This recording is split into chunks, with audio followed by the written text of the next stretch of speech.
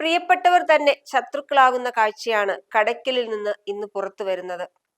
കുടുംബ കോടതിയുടെ വിധിയിലൂടെ ജീവിതം തിരികെ ലഭിക്കുമെന്ന് കരുതിയ ഒരമ്മയ്ക്ക് സ്വന്തം മക്കളുടെ കൺമുന്നിൽ വച്ച് ക്രൂരമായി ജീവൻ വെടിയേണ്ടി വന്നു. സംശയത്തിന്റെ കരുനിഴലിൽ തുടങ്ങിയ കുടുംബകലഹം ഒടുവിൽ എത്തി നിൽക്കുന്നത് ചോരയിൽ കുതിർന്ന ഒരു കൊട്ടേഷൻ കൊലപാതകത്തിലാണ്. 6ാം ക്ലാസ്സുകാരനും 12ാം ക്ലാസ്സുകാരനും കണ്ടുനിന്ന ആ ഭീകരമായ രാത്രിയുടെയും വർഷങ്ങൾക്കു ശേഷം വന്ന കോടതി വിധിയുടെയും ചുരുളഴിയുകയാണ്. 2019 ഫെബ്രുവരി 24 ആ കറുത്ത രാത്രി. കൊല്ലം കടയ്ക്കലിലെ കുമ്മിൾ പുള്ളിപ്പച്ചയിലെ വീട്.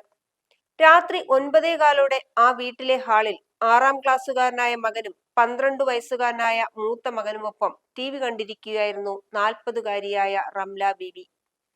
ജീവിതത്തിലെ കലഹങ്ങൾക്കും പിണക്കങ്ങൾക്കും അല്പം ആശ്വാസം കണ്ടെത്തി കുടുംബ കോടതിയുടെ ഇടപെടലിനെ തുടർന്ന് ഭർത്താവ് ഷാജഹാന്റെ വീട്ടിൽ താമസിച്ചു തുടങ്ങിയിട്ട് അധിക ദിവസമായിരുന്നില്ല.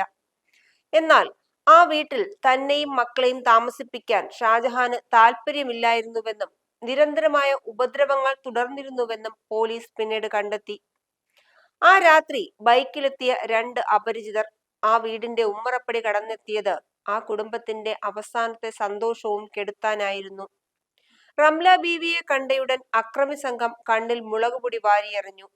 എന്തു സംഭവിക്കുന്നുവെന്ന് ആ പാവം വീട്ടമ്മ തിരിച്ചറിയുന്നതിനു മുൻപേ മക്കളുടെ നിലവിളി കേൾക്കാതെ നവാസ് എന്ന കൊടും ക്രിമിനൽ തന്റെ കയ്യിലിരുന്ന കഠാര കൊണ്ട് റംല ബീവിയെ തുരുതുരെ കുത്തി വീഴ്ത്തുകയായിരുന്നു. അമ്മ ചോരയിൽ കുളിച്ച് നിലത്ത് വീഴുമ്പോൾ നിസ്സഹായരായി നോക്കി നിൽക്കാനേ ആ മക്കൾക്ക് കഴിഞ്ഞുള്ളൂ. ആശുപത്രിയിലേക്ക് എത്തിക്കുന്നതിനു മുൻപേ മരണം ആ അമ്മയെ കൊണ്ടുപോയി കഴിഞ്ഞിരുന്നു. ഈ കൊലപാതകത്തിന് പിന്നിൽ ഭർത്താവ് ഷാജഹാന്റെ ബുദ്ധിയുണ്ടെന്നായിരുന്നു പ്രോസിക്യൂഷൻ വാദം.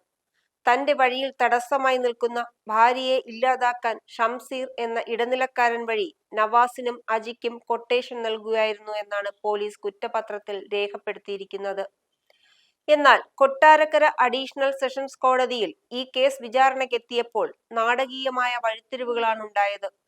കൊലപാതകം നേരിട്ട് നടത്തിയ 2ാം പ്രതി നവാസിനെതിരെ ദൃക്സാക്ഷി മൊഴികളും ശാസ്ത്രീയ തെളിവുകളും കൃത്യമായിരുന്നതിനാൽ കോടതി ഇയാൾക്ക് ജീവപര്യന്തം തടവ് വിധിച്ചു.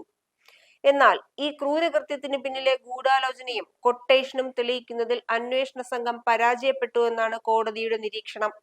അതുകൊണ്ട് തന്നെ കൊലപാതകത്തിന് കൊട്ടേഷൻ നൽകിയെന്ന് ആരോപിക്കപ്പെട്ട ഭർത്താവ് ഷാജഹാനെയും മറ്റു 2 പ്രതികളെയും തെളിവുകളുടെ അഭാവത്തിൽ കോടതി വെറുതെ വിട്ടു. നീതിക്ക് വേണ്ടിയുള്ള പോരാട്ടം ഇവിടെ അവസാനിക്കുന്നില്ലെന്നും മറ്റു പ്രതികളെ വെറുതെ വിട്ടതിനെതിരെ അപ്പീൽ നൽകുമെന്നുമാണ് പ്രോസിക്യൂഷൻ വ്യക്തമാക്കുന്നത്. നിയമം ശിക്ഷിക്കുന്നത് തെളിവുകളുടെ അടിസ്ഥാനത്തിലാണ്. സത്യങ്ങൾ പലപ്പോഴും ചുവരുകൾക്കുള്ളിൽ തന്നെ ഒടുങ്ങുന്നു. ഒരു പിതാവ് തന്റെ മക്കളുടെ അമ്മയെ ഇല്ലാതാക്കാൻ ഗൂഢാലോചന നടത്തിയെന്ന ഗൗരവകരമായ ആരോപണം തെളിയിക്കപ്പെടാതെ പോകുമ്പോൾ നീതിപീഠത്തിനു മുന്നിൽ ആ മക്കളുടെ കണ്ണുനീരിന് ഇനി ആര് മറുപടി നൽകും?